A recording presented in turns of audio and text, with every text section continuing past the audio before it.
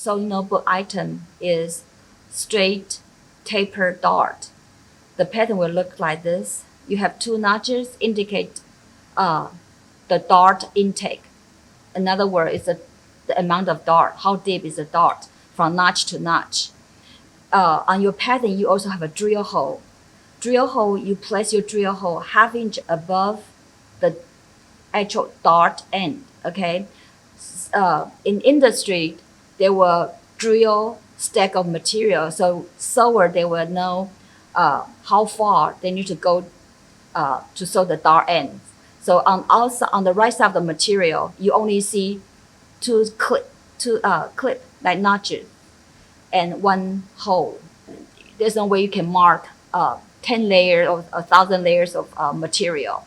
So when you're ready to sew this straight taper dart, matched notch to notch, and find the drill hole, indicate the where the dart going to be, and again, your dart end will be passing this drill hole half-inch. Okay, in this technique, we have to be sure to start from exactly a dart intake and gradually taper and passing the drill hole half-inch, and reverse, go back to reverse stitch, or you tie a knot at the end. Okay, so let's start, and again match the notch to notch. Turn on the machine and find where the drill hole is. Okay, and keep in mind you will sew that past the drill hole half-inch, and sew straight gradually from exact the intake and to zero to the dart end. So when you start again, sew forward a quarter and reverse stitch, and continue.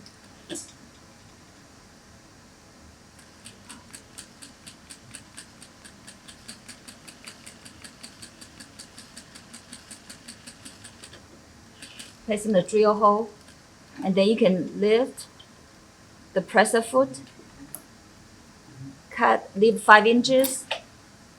See, I passed the drill hole half-inch and tie a knot. The way you tie your knot, use your index finger and circle, and leave the dart knot at the very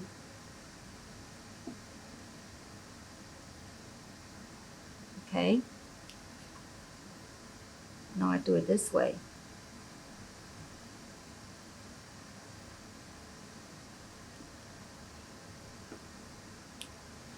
So you have dart end at the end, so the dart won't come loose. It's a tapered straight dart end, straight tapered dart. The other technique you can do, I go ahead and sew another one next to it. Same thing. I'm going to just mimic one here, intake, and here's a drill. Okay, notch to notch. Find where the drill is, and we will apply reverse stitch. Okay.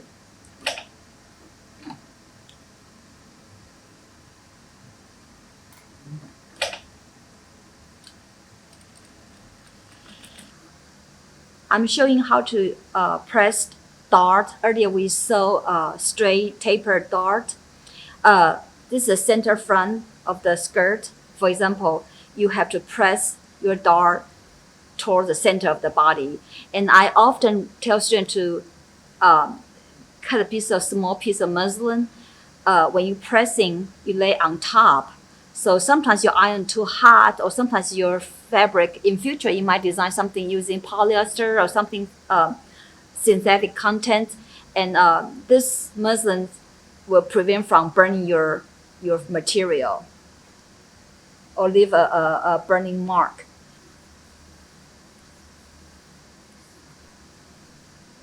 So for example, this is center and the right side, and you will press your dart to center of the body, either center front. If the back dart, you will press to the center back. This is the second dart, same thing, you will press to this side. And this is a piece of muslin. I recommend students to always have a piece of muslin, embroidery stitch so it won't fray and sometimes get dirty. I wash and reuse this mainly just to lay on top of your fashion fabric, especially if your fashion fabric is a synthetic fiber.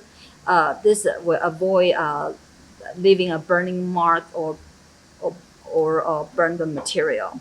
So on the outside, the dot will be pressed to center. The outside smooth. You also have can go to Joann to buy a smaller. This is called clapper, and sometimes like when you use wool or some heavier material, some thicker material, you can use clapper to flatten the seams, have a nice smooth.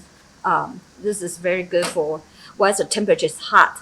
You press it and observe the heat, and will leave it nice and smooth. Okay. On this iron board, this is industrial iron board. On the very bottom, there's a switch. It's a black bar. If you push forward to the front, it will suck the air and help you. But most of you don't have this kind of equipment at home, so the clapper is very useful, and you can get a smaller one. We have this for a long time. It's bigger.